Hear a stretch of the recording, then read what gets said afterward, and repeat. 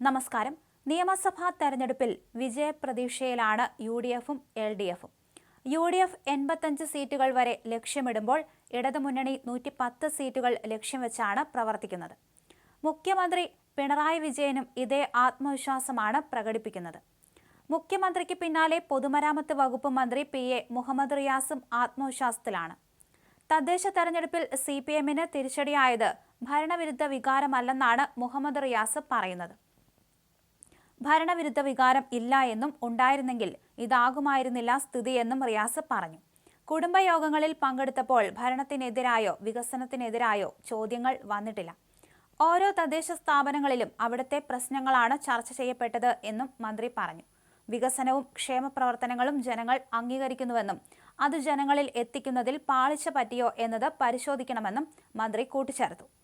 ഓരോ തെരഞ്ഞെടുപ്പിലും ഓരോ വോട്ടിംഗ് പാറ്റേണാണ് ഉള്ളതെന്നും മുഹമ്മദ് റിയാസ് പറഞ്ഞു.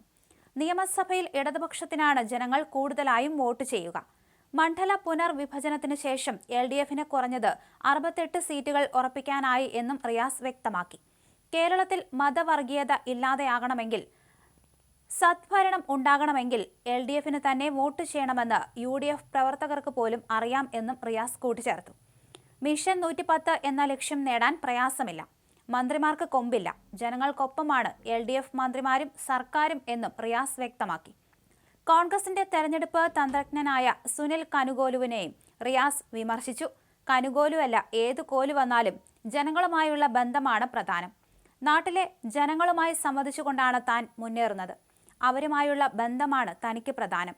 അതാണ് തന്റെ കരുത്തും. കനകോലു അദ്ദേഹത്തിന്റെ ജോലിയാണ് ചെയ്യുന്നത്. കോൺഗ്രസിന്റെ ആദർശത്തിന്റെ ഭാഗമായിട്ടാണോ കനകോലു പ്രവർത്തിക്കുന്നത്? അയാളുടെ കഞ്ഞുകുടി മുട്ടിക്കാൻ ഞാനില്ല എന്നും മന്ത്രി വ്യക്തമാക്കി.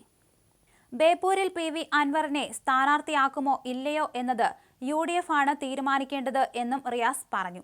ഇന്നലെ മന്ത്രിമാരുമായി നടത്തിയ കൂടിക്കാഴ്ചയിലാണ് മുഖ്യമന്ത്രി 110 സീറ്റുകളിൽ വിജയിക്കാൻ സാധ്യതയുണ്ടെന്ന സാധ്യത മുന്നോട്ട് വെച്ചത്. വികസന പ്രവർത്തനങ്ങൾ ഊന്നിപ്പറയണമെന്നും തിരിച്ചടിയുണ്ടായ സ്ഥലങ്ങളിൽ പ്രത്യേക ശ്രദ്ധ വേണമെന്നും മുഖ്യമന്ത്രി മന്ത്രിമാരോട് നിർദ്ദേശിച്ചു. കഴിഞ്ഞ തവണ 99 സീറ്റുകളോടെയാണ് LDF അധികാരത്തിലെത്തിയത്. ഇത്തവണ അതിൽ കൂടുതൽ സീറ്റുകൾ മുന്നണി നേടുമെന്നാണ് മുഖ്യമന്ത്രി പ്രതീക്ഷ പ്രകടിപ്പിക്കുന്നത്. ഇത്തവണ സീറ്റുകൾ 100 കടന്ന് 110-ലെത്തുമെന്നാണ് മുഖ്യമന്ത്രി മന്ത്രിമാർക്ക് ആത്മവിശ്വാസം നൽകുന്നത്. തദ്ദേശ തെരഞ്ഞെടുപ്പ് ഫലത്തിൽ മന്ത്രിമാരടക്കം നിരാശയിലാണ്. ഈ സാഹചര്യത്തിലാണ് അവർക്ക് ആത്മവിശ്വാസം പകരുന്ന തരത്തിൽ മുഖ്യമന്ത്രി ഇക്കാര്യം പറഞ്ഞത്. സർക്കാരിന്റെ വികസന പ്രവർത്തനങ്ങൾ ജനങ്ങളിലേക്ക് കൃത്യമായി എത്തിക്കാൻ കഴിയാത്തതാണ് തദ്ദേശ തെരഞ്ഞെടുപ്പിൽ തിരിച്ചടിയുണ്ടാകാനുള്ള കാരണം എന്നാണ് മുഖ്യമന്ത്രി മന്ത്രിമാരോട് വിശദീകരിച്ചത്. വികസന കാര്യങ്ങൾ കൃത്യമായി ഊന്നിപ്പറഞ്ഞ് വരാനിരിക്കുന്ന നിയമസഭാ തെരഞ്ഞെടുപ്പിലേക്ക് പോയാൽ 110 സീറ്റുകൾ നേടാമെന്നും അദ്ദേഹം കൂട്ടിച്ചേർത്തു. തദ്ദേശ തെരഞ്ഞെടുപ്പിലുണ്ടായ തിരിച്ചടി ഒരു താൽക്കാലിക പ്രതിഭാസം മാത്രമാണ്. നിയമസഭാ തെരഞ്ഞെടുപ്പിൽ അതുണ്ടാകില്ല.